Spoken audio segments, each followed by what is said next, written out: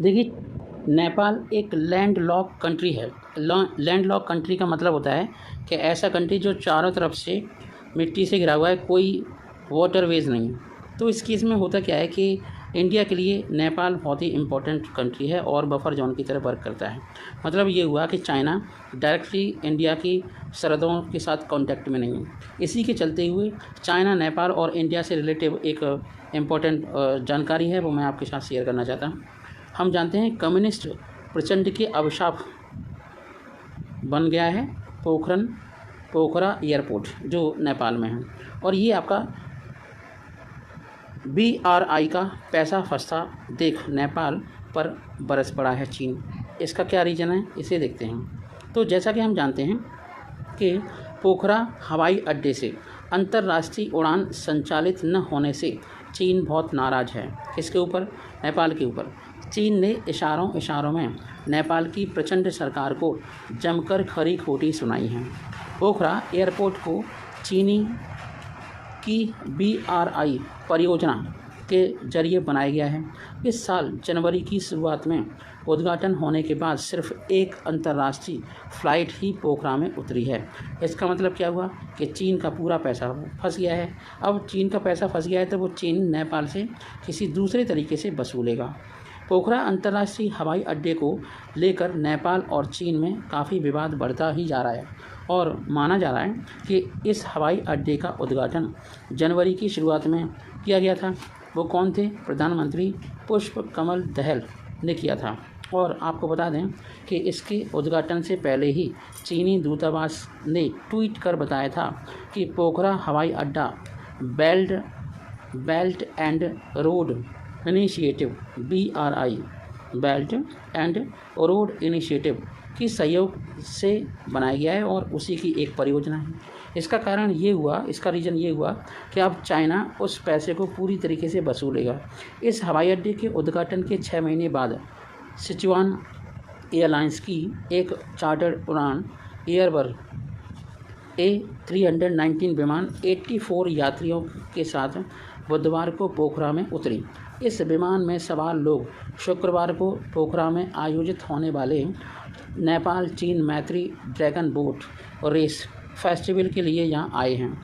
नेपाल के स्थानीय टूरिज्म से जुड़े लोग इस अंतर्राष्ट्रीय उड़ान के आगमन का जश्न मना रहे हैं, बड़ी खुशी मना रहे हैं। लेकिन कोई नहीं जानता है कि नए हवाई अड्डे से नियमित अंतर्राष्ट्रीय उड़ानें कब संचालित होंगी, कब शुरू होंगी। एक और बात आपको बता दें कि पोखरा हवाई अड्डे के निर्माण के लिए चीन ने BRI के तहत $215.96 मिलियन का खर्च करना पड़ा है।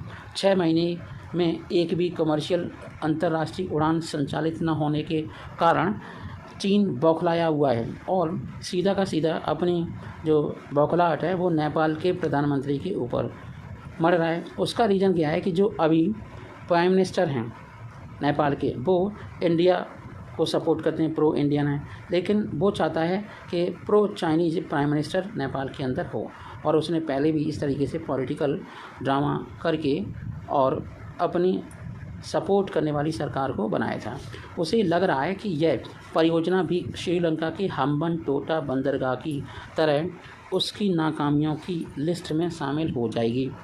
ऐसे में चीन के राष्ट्रदूत चेन सोंग ने बुधवार को तीखी टिप्पणी करते हुए दोहराया कि पोखरा हवाई अड्डा belt and road initiative BRI के अंतर्गत आता है। हालांकि नेपाली सरकार के अधिकारी हवाई अड्डे को BRI से जोड़ने वाले चीनी दावे को एक तरफा कहकर के खारिज कर रहे हैं, लेकिन ऐसा नहीं है। काठमांडू पोस्ट से बात करते हुए नेपाली नागरिक उड्डयन निकाय के एक वरिष्ठ अधिकारी ने बताया कि हम कोई सार्वजनिक बयान नहीं दे सकते क्योंकि यह स्पष्ट करना सरकार पर निर्भर है कि परियोजना BRI के अंतर्गत है या नहीं। चीनी राजदूत द्वारा दिया गया बयान निश्चित रूप से पोखरा में पर्यटन की संभावनाओं को नुकसान पहुंचाएगा। उन्होंने यहां तक कहा कि पोखरा और भैरवा में 2 अंतर्राष्ट्रीय हवाई अड्डे, एक चीन द्वारा वित्त पोषित, मतलब उसने पैसे दिए हैं तब बनाया गया है, दूसरा चीनी ठेकेदारों द्वारा, जो चीनी ठेकेदार होते हैं, कॉन्ट्रैक्टर होते हैं, उन्होंने निर्मित किया है। दोनों ही केस में भारत के लिए ये बहुत ही चिंता का विषय है और चिंता करने वाली बात है। नेपाल इन दोनों करोड़ों डॉलर की हवाई अड्डों को हवाई मार्ग देने के लिए भारत से लगातार आग्रह कर रहा है, लेकिन इसका कोई फ़ायदा नहीं हुआ है। अंदरूनी सूत्रों का कहना है कि भारत से प्रवेश मार्ग के बिना कोई भी परियोजना वित्तीय या तकनीकी रूप से व्यावहारिक कमर्शियल नहीं हो सकती। बुधवार को चीन से पहले चार्टर उड़ान की लैंडिंग के बाद पोखरा में एक समारोह में बोलते हुए राजदूत चेंग ने कहा कि पोखरा अंतर्राष्ट्रीय हवाई अड्डे जो जनवरी में शुरू हुआ था की परियोजना और निर्माण चीनी सरकार की सहायता से किया गया था। इसे चीनी इंजीनियरिंग द्वारा उसकी इंजीनियरिंग का कमाल है तथा हमने एक अंतर्राष्ट्रीय उड़ान की सफल लैंडिंग के साथ एक महत्वपूर्ण उपलब्धि हासिल की है। यह उपलब्धि बेल्ट एंड रोड इनिशिएटिव परियोजना के ढांचे के भीतर आती है। हालांकि उन्होंने नेपाल सरकार को इसके विकास के लिए और मेहनत करने की सीख भी दी है। चीनी दावे नेपाली पर्यटन के लिए बन रहे मुसीबत क्या है?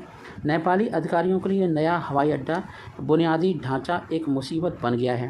Nepal association of tour and travel agents के अध्यक्ष रमेश थापा ने कहा कि जाहिर तौर पर ऐसे बयान परेशानी पैदा करते हैं। अगर चीनी अपने प्रमुख प्रोजेक्ट के तहत बने हवाई अड्डे पर निर्धारित उड़ानें संचालित कर सकते हैं तो कुछ हद तक व्यापार बढ़ेगा, अन्यथा परियोजना संकट में है। वाणिज्यिक उड़ान के लिए चीन की ओर से आधिकारिक तौर पर एक शब्द भी नहीं कहा गया। तिब्बत से आने वाले चीनी विमानों के लिए भारतीय मार्ग कोई मायने नहीं रखते क्योंकि वो पूर्वी नेपाल से आते हैं। नेपाल के पास तिब्बत से आने जाने वाली उड़ानों के लिए एक समर्पित मार्ग है जो तुमलिंगतार से होकर गुजरता है और एवरेस्ट के पास सीमा पार करता है। जय हिंद, जय भारत।